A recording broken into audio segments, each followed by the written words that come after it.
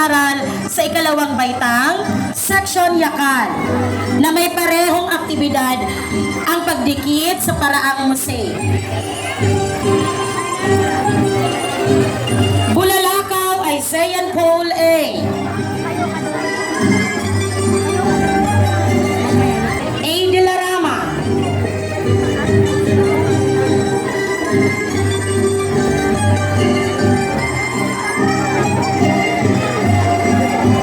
January Arian B. Frahinal.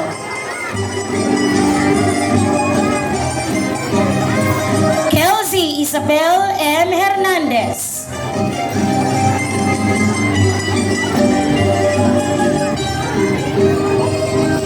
Haley Andrea Lopez.